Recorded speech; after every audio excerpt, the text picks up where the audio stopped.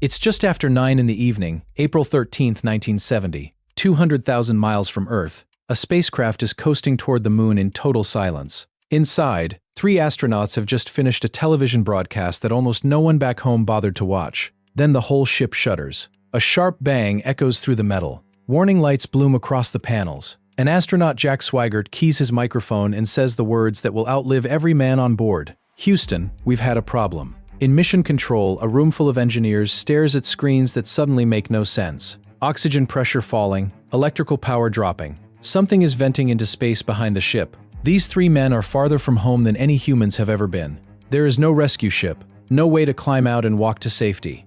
Whatever is broken, the only people who can fix it are sitting in a room in Texas, hundreds of thousands of miles away, with slide rules and chalkboards and almost no time. What happened over the next 4 days would become the greatest improvised rescue in the history of engineering.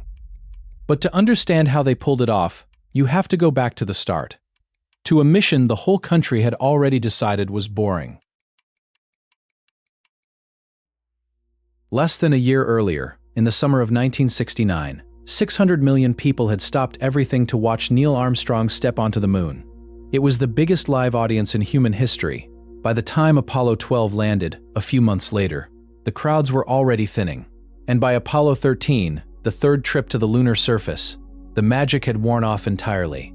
Walking on the moon had become routine. The astronauts recorded a live broadcast from inside the spacecraft on the evening of the explosion, a friendly tour of life in zero gravity. The major television networks didn't even carry it. America had moved on. There's a strange irony buried in this. The mission everyone ignored was about to become the most closely watched spaceflight since the first landing. The flight that was supposed to be unremarkable would push NASA's engineers harder than any mission before or since. If you're the kind of person who wants to know how impossible problems actually get solved, not the polished version, the real one, subscribe, because that's the whole reason this channel exists. Because what was about to happen aboard Apollo 13 wasn't a story about luck.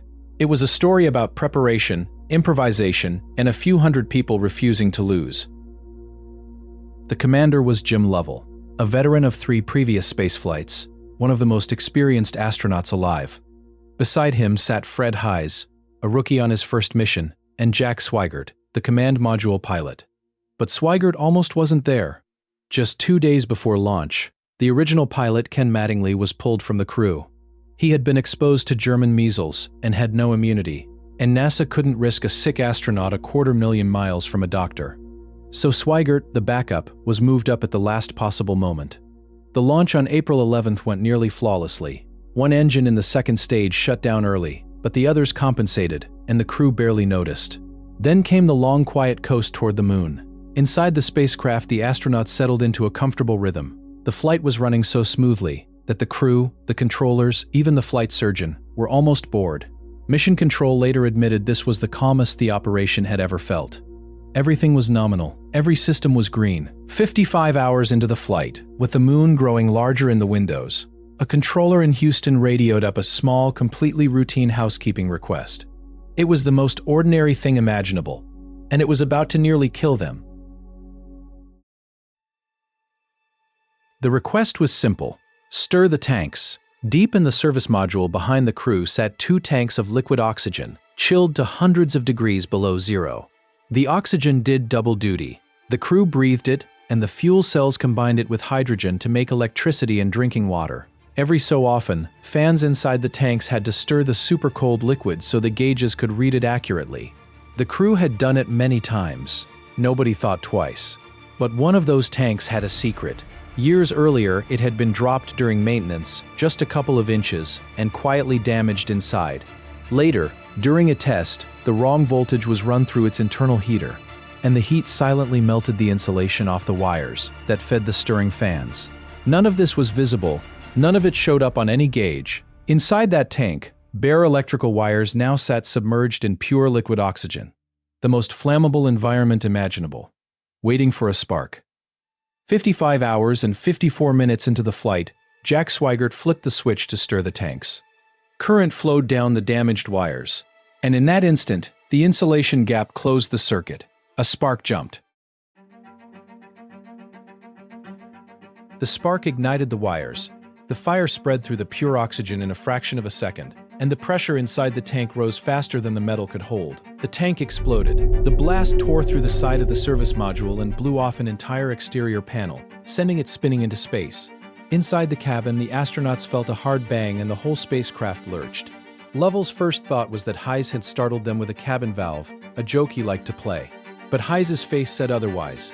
Then the warning lights came. Main electrical bus B, failing. Then bus A. 2 of the 3 fuel cells were dead. Oxygen tank 2 reads 0. And tank 1, the only one left, was slowly, steadily falling. Lovell floated to the window to look. And what he saw stopped him cold. A thin white cloud of gas was streaming out of the back of his spacecraft into the blackness. It was oxygen. Their oxygen.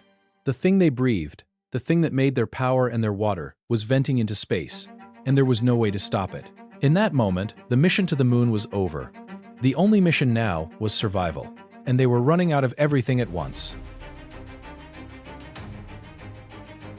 On the ground in Houston, the flight controllers were drowning in failures. Their screens lit up with impossible readings, and at first they assumed it was a glitch.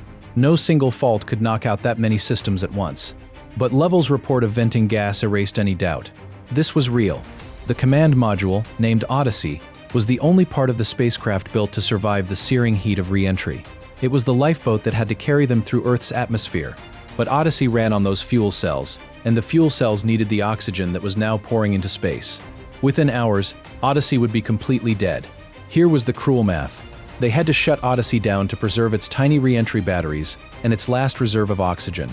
Resources that could not be replaced and had to last until the very end of the flight, days away. But the moment they powered Odyssey down, the crew would have no electricity, no heat, no air, and no guidance. 3 men, in a freezing dead capsule, 200,000 miles from home. They needed another source of power and oxygen, right now. And there was exactly one left on the spacecraft. Attached to the front of Odyssey sat the lunar module, the fragile little lander built to touch down on the moon. The lunar module was named Aquarius. It was never meant for this. It was a thin-walled machine designed to carry 2 men down to the lunar surface and back up again, a job lasting about 2 days. Its walls were so light you could push a screwdriver through them. It had its own oxygen, its own water, and its own batteries, completely separate from the dying command module. Someone in mission control said it out loud. Use the lunar module as a lifeboat. The idea was both obvious and terrifying. Aquarius was built to keep 2 men alive for 2 days. Now it would have to keep 3 men alive for 4. Lovell and Hayes scrambled through the tunnel into the lander and began bringing it to life while Swigert stayed behind to shut Odyssey down completely, carefully copying the dead capsule's navigation data over by hand before its computer went dark. Within minutes, the crew had a foothold. Aquarius was now their home, their power plant, and their air supply. But a lifeboat only matters if it can reach shore, and Apollo 13 was still racing away from Earth, toward the moon, on a path that, if nothing changed, would loop them around the far side and strand them in space forever. The next problem was simple to state, and brutal to solve. How do you turn a crippled spacecraft around and aim it at home? There were 2 ways home, and the controllers had to choose fast. The first was to turn the ship straight around and fire the big engine in the back to fly directly back to Earth. It was faster, but that engine sat in the service module, the same module that had just exploded. Firing it might finish the job the explosion started. No one was willing to gamble 3 lives on a wrecked engine, so they chose the second way. They would let the moon do the work. Apollo 13 would keep flying forward, swing all the way around the far side of the moon and use the moon's own gravity to slingshot back toward Earth. It was slower, and it meant stretching their thin supplies even further, but it was survivable. To lock onto that path, they had to fire the lunar module's small descent engine, the one built to land on the moon, to nudge the whole stack onto the right trajectory. With the guidance computer shut down to save power, Lovell flew part of it by hand, holding the spacecraft steady by keeping the Earth fixed in his window like a target. The burn worked. As they rounded the far side, the radio went silent, and the crew became the farthest human beings from Earth who have ever lived. A record that still stands today. Then the long, cold fall toward home began. Then a new threat crept in, one they couldn't see, hear, or feel. Every breath the astronauts exhaled added carbon dioxide to the cabin. Normally, canisters full of a chemical called lithium hydroxide scrubbed it out of the air. But Aquarius was built for 2 men for 2 days, and it had only enough canisters for that. 3 men over 4 days was far too much. As the carbon dioxide climbed, the crew would grow confused, then drowsy, then they would simply stop breathing. Odyssey had plenty of spare canisters, but here was the trap that nearly killed them. The command module's canisters were square. The lunar module's sockets were round. The square cartridges would not fit the round holes. A tiny mismatch between two parts built by two different contractors. Now standing between 3 men and suffocation. On the ground, a team of engineers was handed a box of every single item the astronauts had on board.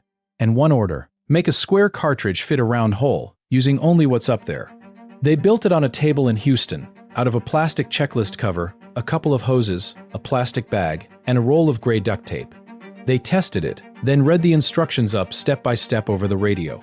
The crew built their copy in the cabin, taped it together, and watched the carbon dioxide gauge slowly, beautifully, begin to fall. Solving the problems kept the crew alive, but it could not keep them comfortable.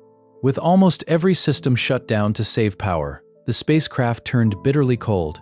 The temperature inside fell to just above freezing. Without heaters, moisture from the men's breath condensed on every surface, until the walls and windows and even the instrument panels ran with cold water. The astronauts had no way to warm up. They had powered down so deeply that there was nothing left to run a heater. To save their drinking water for the cooling systems that kept the electronics alive, the crew cut their own water ration to a fraction of normal. Over 4 days, the 3 men together drank less than a healthy person should drink in a single day. They became severely dehydrated. They barely slept, shivering in the damp cold, jolted awake by the constant noise of the radio and the cramped, miserable conditions. Fred Heiss developed a fever and a kidney infection from the lack of water. They were exhausted, freezing, and dangerously weak.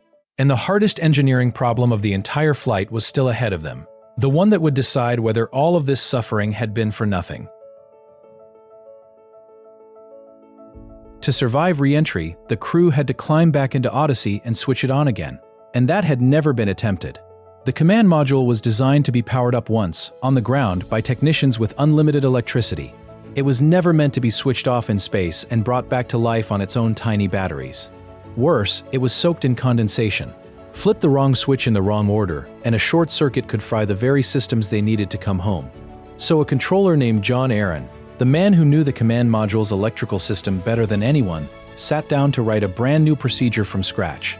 A sequence to wake a dead, freezing spacecraft using less power than a household appliance. It had to bring the critical systems online in exactly the right order, and it had to fit inside the razor-thin margin of battery and water they had left.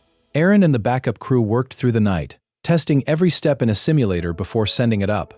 The finished checklist ran for pages. The astronauts, frozen and exhausted, copied it down by hand and began throwing switches. One by one, the panels lit. Odyssey came back to life. Now everything came down to the last 20 minutes. The violent plunge through the atmosphere, and a heat shield that had been sitting inches from an explosion. Before re-entry, the crew released the wrecked service module and watched it drift away. For the first time, they could see the damage.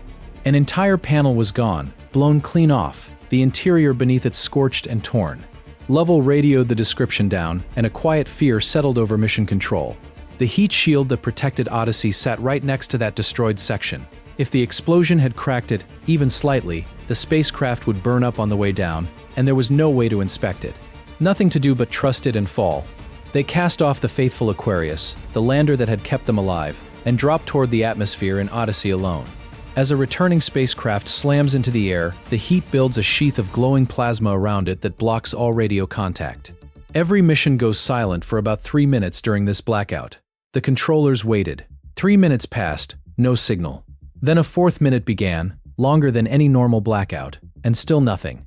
In the control room, no one spoke. Every person who had worked for 4 days without sleep to bring these men home now sat helpless, staring at a clock, listening to static, waiting to learn whether the heat shield had held, or whether they were listening to silence because there was no longer anyone left to answer. And then, almost a minute and a half late, the radio crackled. A voice came through from Odyssey. The heat shield had held. A cheer broke loose in mission control, but it wasn't over yet. The capsule was still falling. Down through the clouds over the Pacific Ocean, a recovery ship and the whole world were watching now. High above the water, 3 orange and white parachutes blossomed open, perfect and full, and lowered the scorched little capsule gently toward the sea. Odyssey hit the water and bobbed upright. Inside were 3 men, frozen, dehydrated, and utterly spent, but alive. Helicopters lifted them from the ocean and carried them to the deck of the recovery ship, where they walked, unsteadily under their own power. In Houston, the room that had been silent for 4 days erupted. Engineers who hadn't slept lit cigars, waved flags, and pounded each other on the back, some of them openly weeping. They had taken a spacecraft that had no business surviving and flown it home with duct tape, handwritten checklists, and 4 days of refusing to accept the obvious answer, that these men were going to die. And then the noise faded, and what they had actually done began to sink in. Apollo 13 never landed on the moon. By every original measure, it failed. And yet NASA came to call it a successful failure, the proudest moment in the agency's history. The investigation that followed traced the disaster all the way back to that dropped tank and a mismatched part, a chain of small overlooked errors that nearly killed 3 men.